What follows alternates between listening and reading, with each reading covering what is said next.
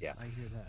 Well, it's great to meet you, man. Thank you for taking a minute out today. I Yeah, appreciate it. of course, of course. So I'm looking forward to delving into your life and education and everything that you've done and leading up to right now. Um, and for context, I'm actually an IT technician for a large school district in Oh, cool. Kansas City. So I've been in this capacity for a while. So I've had my eyes on education for a while. So I'm curious, first and foremost, 4 years ago, this pandemic really did things to the education system and all of us. Yeah, And yeah. we didn't know how we were going to get out of it, how it was going to last, and what was going to happen. But how did you get through that time period, and how did it change the way that you do things now?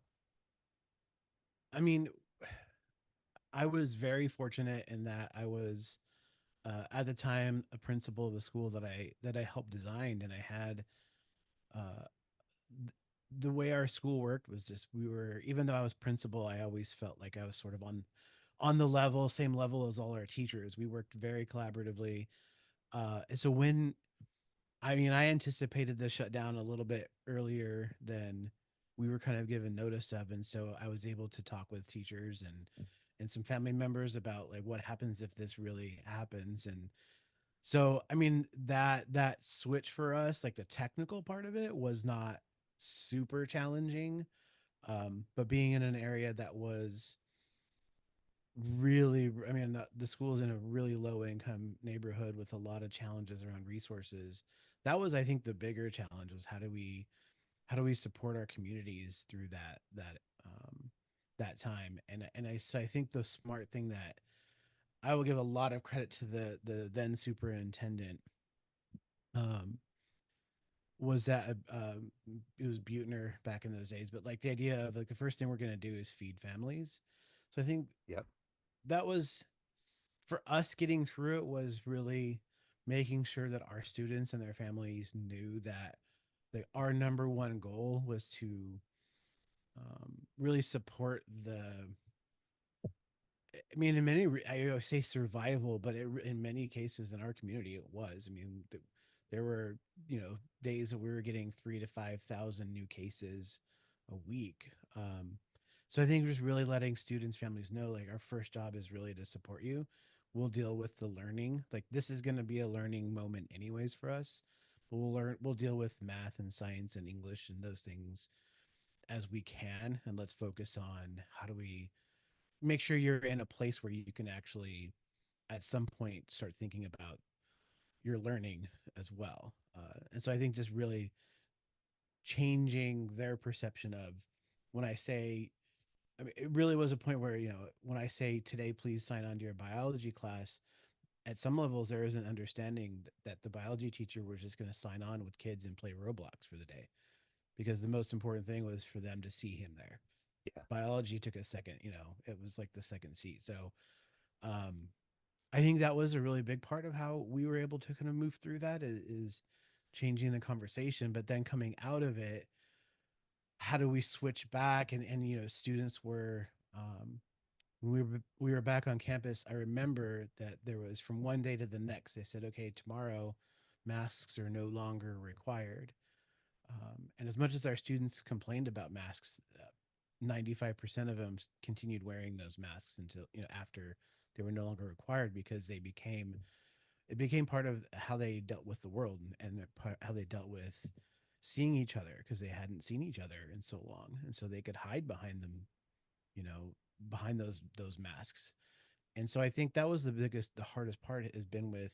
And I have two kids. My youngest daughter did kindergarten online. My oldest daughter did third grade online, and so watching them while watching my students kind of figure out how do we reconnect with each other and how do we get used to um, when I get into a moment of discomfort, how do I challenge and face that instead of just turning the screen off and turning and logging out and saying my internet didn't work. So I think that's for me that's been the biggest challenge is how do we get back to that connection without fear and that connection you know like not feeling that judgment and that space to kind of continue to grow and just acknowledge that we lost a year, Yeah. and that's what it was. Yeah. for sure. So let's go to 2024 right now and put Yeah. you in front of a bunch of third graders. It's career day. And one of the kids wants to know what you do for a living. How do you answer that child? I tell, and I well, I have a third grader, and she asked me what I do for a living, and I do tell her now that I help other schools find the best way to help all of their students and the families that are part of their school. So that's how I kind of explain it to my third grader. Um, and that's really what I'm doing with two different organizations, with teacher powered schools and with Los Angeles Education Partnership. Is I'm just coaching mostly principals, and then other, sometimes teacher, teams of teacher leaders to develop what my focus is community schools, but it's really the idea of connecting school communities and resources, and I love that work because what we figured out, what we were doing at the school that I founded back in 2011, was just really more specifically acknowledging what students bring every day to the classroom. It's all of those the experiences of gangs and drugs and crime and poverty, the things that they bring into their school, and in other schools that are more affluent, they bring in the challenge of um, needing to meet expectations and um, being able to like chart their own course. And so every student brings with them the experience that happens outside of the school. And so I really, what the work I do is to help school leaders change the way they think, and how do we make partnerships so that they can address, because it's too much honestly to ask teachers to address all of those things. So how do we create systems where you can find support within the community to help students with mental health, finding food, getting jobs. How do you get into college? How do you pay for college? Like everything that comes with the life of being a student, and everything that comes with the life of being, um, the caregiver of a student. And so Yeah, that's my longer answer. But for my daughters, it's very much like I help them. I can tell them I help them try to be more like my school was, and they yeah, get that. But that's also a very like I help them be like me. That's not really what it is. I don't want them to be like our school, because our school was for the families and communities of San Fernando and Pacoima and Silmar, and that's not where I coach. So they're building sure. schools for those communities. So what did you want to be in the third grade? What was your dream to grow up and become? Oh, baseball player. Okay. Baseball was the sport. Yeah, I was Cool. my that's what I wanted to do, and then when I discovered curveballs, I couldn't hit those. Yes. Every literally and figuratively. That's what gets all of Yeah. us. Yeah. So, who's been a hero for you? Who's been an inspiration for you in your work? Um, in all honesty, my biggest heroes um have always been my like the students I work with. I've worked with a lot of amazing teachers. Um, a friend of mine, Jose Navarro, was the principal before me, and we're good friends, and he helped connect me to the group that started the school. But I have another good friend, Jenny Rosenbaum, who's kind of like a community school coordinator. She All of these titles never actually encompass the work that people do at schools, as you know. But just the students I've had that came in with um, just incredible challenges in front of them and their families and their lives. The ones that came to the country when they were 4, and then they're like working jobs and getting straight A's and getting into colleges, and coming back to their community and supporting them. Like that's really honest. I mean, honestly, what keeps me going is even at our school, the art teacher was my former student. One of the office workers, the office secretary, we call them office techs in LA, was a former student, a special ed aide. We have like a campus, it's kind of security, but not really. But she's former student, so just the idea that they're coming back. Um, we have a partner we worked with called Educare, and they've hired I think 5 or 6 of our former students to work at schools in the community. And so I think they honestly inspire me, because I left my community, which I'm not sure they needed me, but um, they came back. They left and went to places like they went to Berkeley and UCLA, and they went to Stanford, and then they came back and are helping support the people that supported them. So I know it seems like a corny answer, but it's honestly a real No, answer. no, it's good. No, that's a great answer. So I'm curious if you can meet anybody alive on the planet right now and spend a little time with them, someone that might help you in your career or just overall that you're fascinated with, who would it be? Who would you love to meet and talk to? Man, I you know what's funny? I have a list of like five people, but um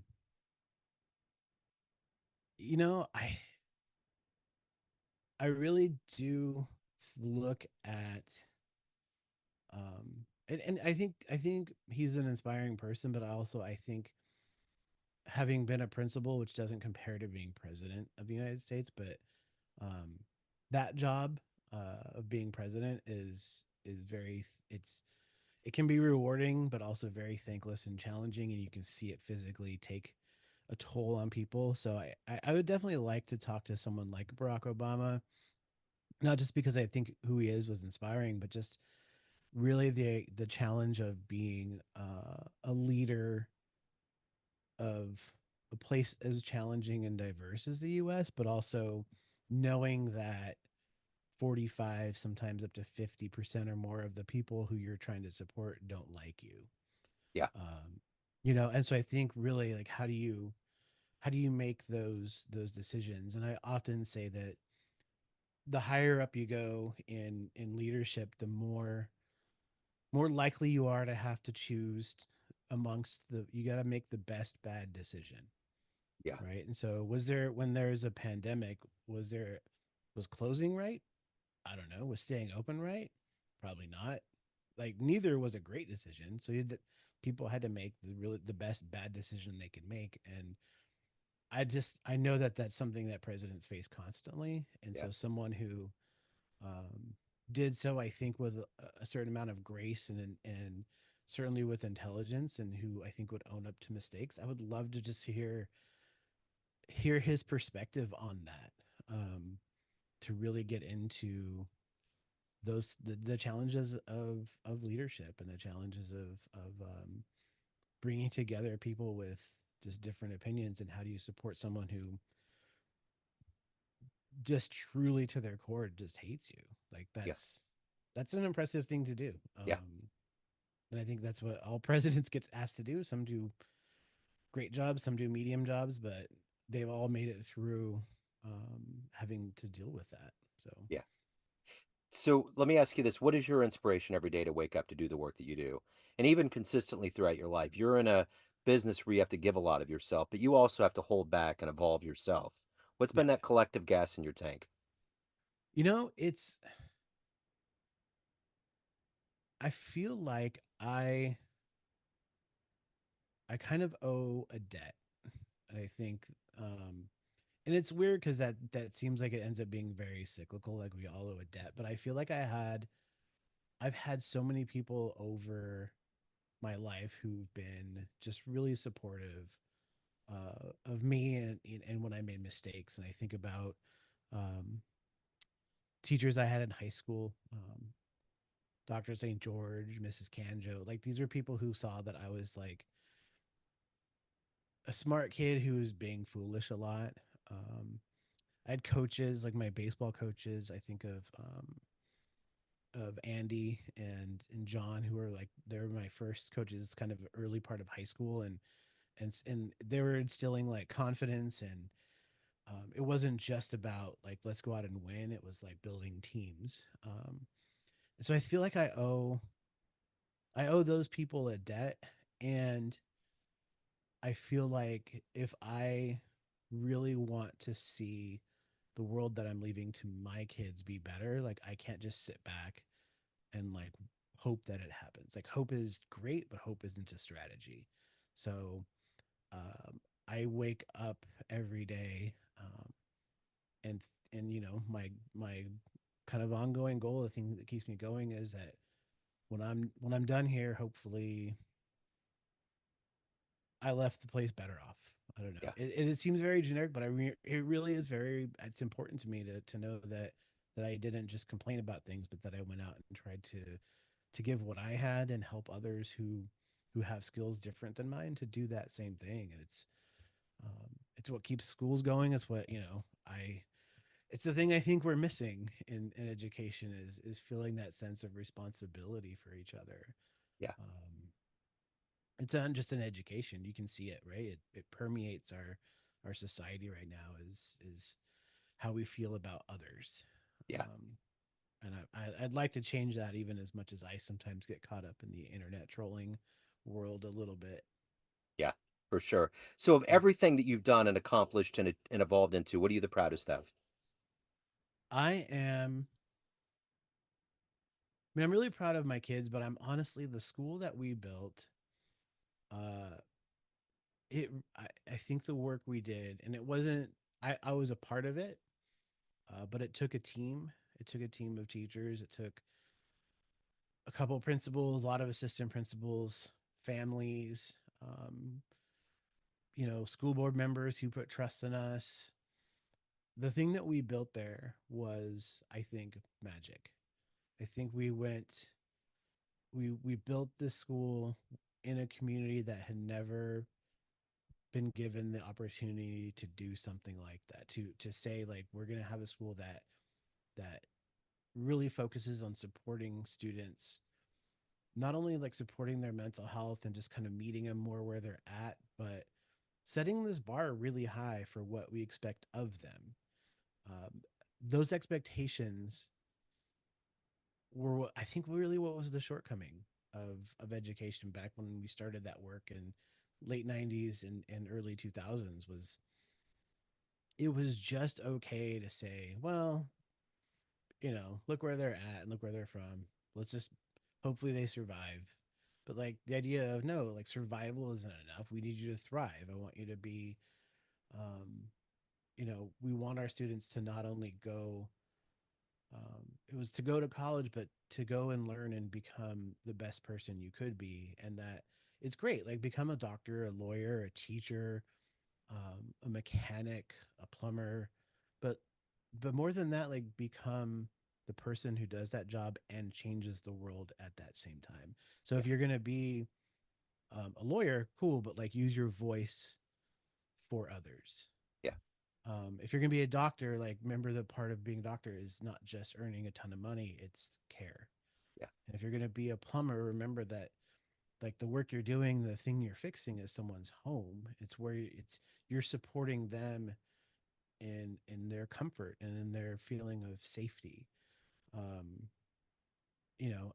anything you do, like how can you change the world from that position, or how can you make someone else's day better?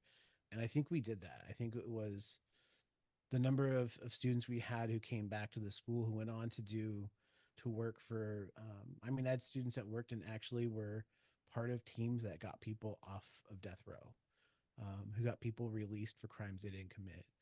um, I have students who started their own company and are paying their workers fair wages. Um, it's like those are the things I think that what came from that school and the work we did and how it got other people to think that same way. I'm really proud of that. I'm really proud of even when people did made fun of what we were doing and said it was crazy and esoteric, but then they were doing the exact same thing 5 years later. So we didn't get credit for it.